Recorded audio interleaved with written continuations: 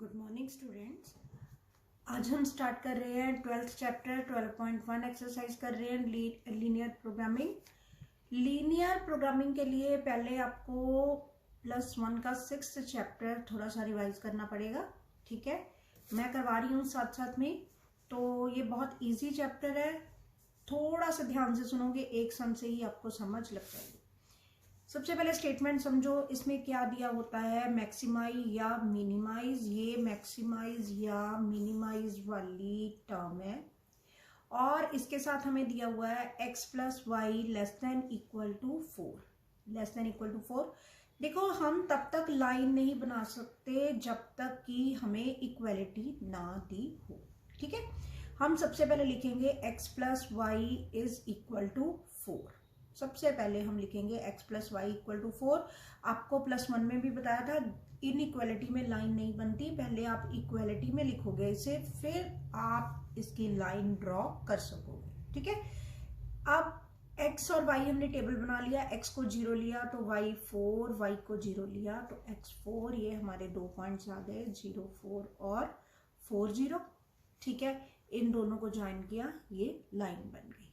ठीक है, अब ये जो इनइक्वालिटी है, इनइक्वालिटी से हमारी अगली चीज आएगी, क्या आएगी, शेडेड रीजन। शेडेड रीजन बोल दो या उसे फिजिबल रीजन बोल देते हैं या फिर शेडेड रीजन, जो मर्जी आप बोल सकते हो। वैसे जो एरिया 2-3 लाइंस के अंदर आता है, यहाँ पर लीनियर प्रोग्रामिंग में उसे फिजिबल रीजन ही बोलते हैं। ठीक है, अब इसमें क्या आया, ये वाला एरिया आपको कैसे पता चला, ये सुनो। x + y ≤ 4, हम याद करवा देती हूँ। 0 + 0, x की जगह भी 0 और y की जगह भी 0।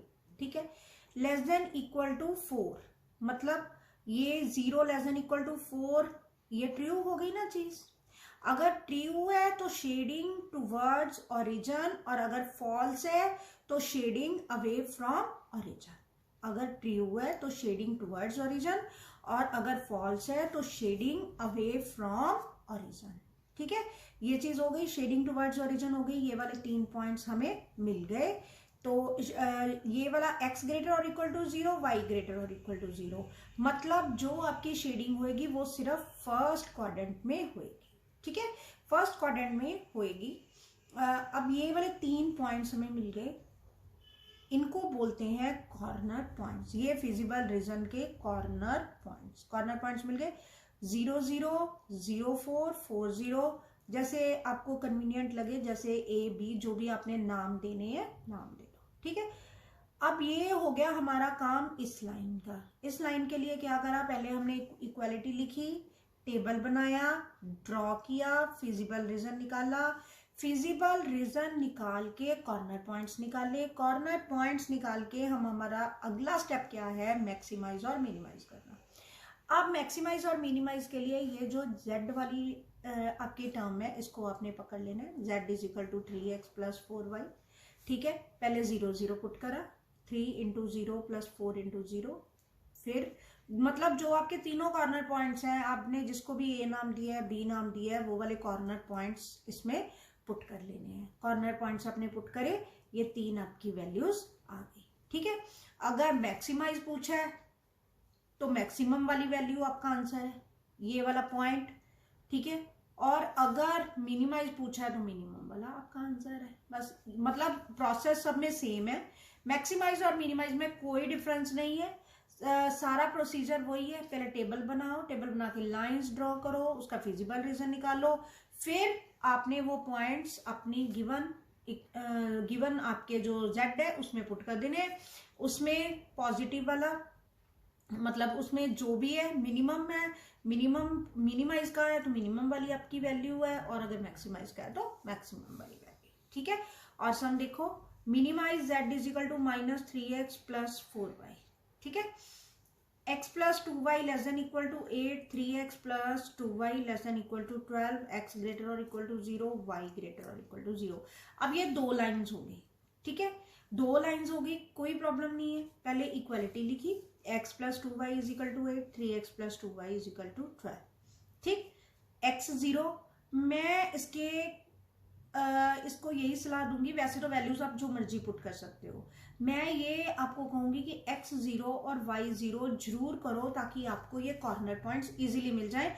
अदरवाइज आपको लाइन एक्सटेंड करनी पड़ेगी और आपको कॉर्नर पॉइंट्स निकालने में प्रॉब्लम होएगी। ये नहीं मैं कहती निकलेंगे नहीं, निकल जाएंगे, थोड़ी सी आपको और एफर्ट्स करनी पड़ेंगी। ठीक है, x0 y4 y0 x8 x0 y6 y0 x4।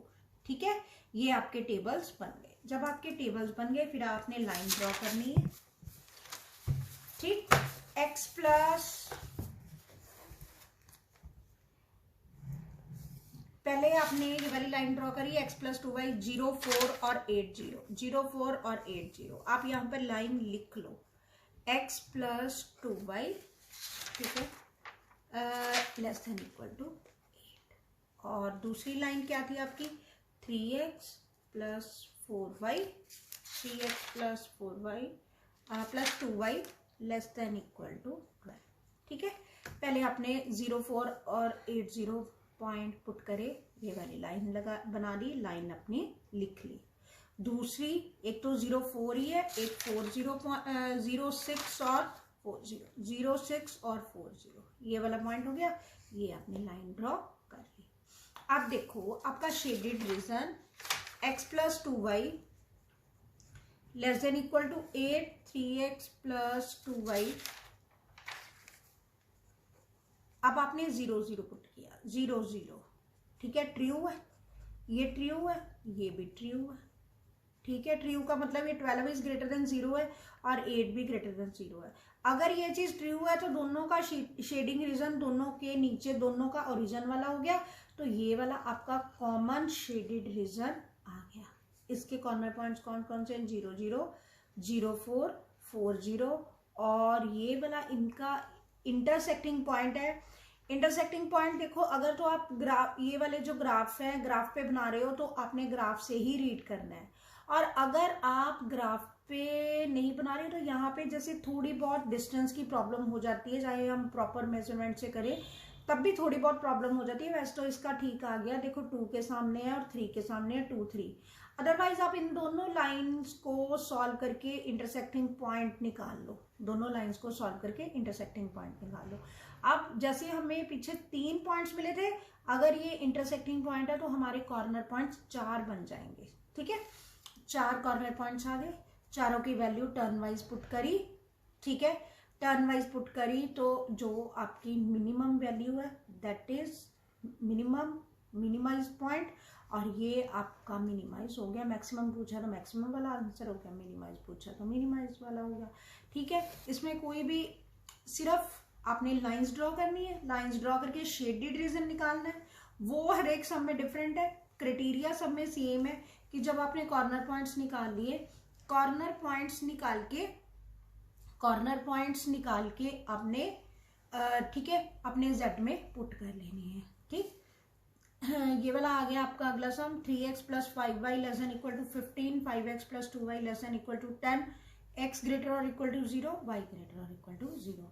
3x plus 5y is equal to 15 point निकाले, 5x plus 2y is equal to 10 points निकाले। ठीक है, ग्राफ पे ड्रॉ करें 0 3 5 0, आपकी ये लाइन आ गई, लाइन लिख लो, 0 5 2 0 लाइन लगाई। ठीक है, और यहाँ पे इक्वालिटी है, बोल्ड लाइन ही लगाओगे। ठीक, और दोनों देखो ट्रू है तो शेडेड रीजन ये वाला, कॉर्नर पॉइंट 0 0 0 3 2 0, और ये इनका इंटरसेक्टिंग पॉइंट आप सिंपल सॉल्व करना कैसे ये मैं बता देती हूँ। 3x प्लस 5y, ये रफ वर्क है, फेयर वर्क में बिल्कुल नहीं करना, ये रफ वर्क का काम है। ठीक है, इंटू 5 इंटू 3, ये सिर्फ आपकी फैसिलिटी के लिए है, ये हम फेयर काम में करके नहीं दिखा सकते। ठीक,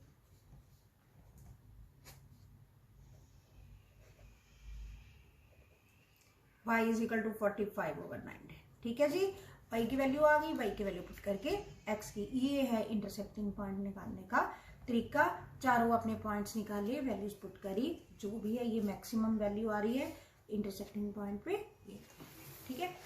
फोर्थ सम आप देख लो, ये जो शेडेड रीजन इधर को बनता है, ये वाला हमारा डिलीटेड सिलेबस में है, लेकिन फिर भी आपको नॉलेज देने के लिए मैं कर रही हूँ, है तो वही काम ही है। x प्लस 3y, ये दोनों में मतलब आपने लाइंस ड्रॉ करी, लाइंस के लिए टेबल बना लिया, लाइन ड्रॉ करी, और इसका जो शेडेड रीजन है ये, क्योंकि दोनों फॉल्स हैं तो ऊपर की तरफ बना, ये वाले इसके कॉर्नर पॉइंट्स बन गए। ठीक है, कॉर्नर पॉइंट्स बन गए, ये वाले कॉर्नर पॉइंट्स हैं, इनको पुट करना, मतलब वही चीज है, वो शेडेड रीजन नीचे को बनता था, ये ऊपर को है। ठीक है, इसका इंटरसेक्टिंग पॉइंट लेके भी इसके 3 पॉइंट ही बनेंगे, क्योंकि ओरिजिन वाला इसका पॉइंट नहीं रहता। ठीक है, ये चीज है, मुझे पता है ये डिलीटेड सिलेबस में है, लेकिन फिर भी मैं आपको बता रही हूँ। ठीक है, फिफ्थ हो गया, वही चीज है, टेबल बनाया आपने, टेबल बना के ग्राफ ड्रॉ कर लीजिए। ठीक, ग्राफ ड्रॉ कर लिया आपने, ग्राफ ड्रॉ करके जो इसका शेडेड रीजन आपने निकाल लिया, दोनों आपको अब इक्वेशंस देख के ही पता चल गया कि दोनों का बिलो वाला पोर्शन है, तो ये आपकी मैक्सिमम और मिनिमम वैल्यूज हो गई। ठीक है, एक 7 सम देख लीजिए, इसमें 3 लाइंस वाला है। एक मिनट पहले ये चीज देख लो, तीनों लाइंस का टेबल बना लिया, टेबल बना के तीनों लाइंस ड्रॉ कर ली।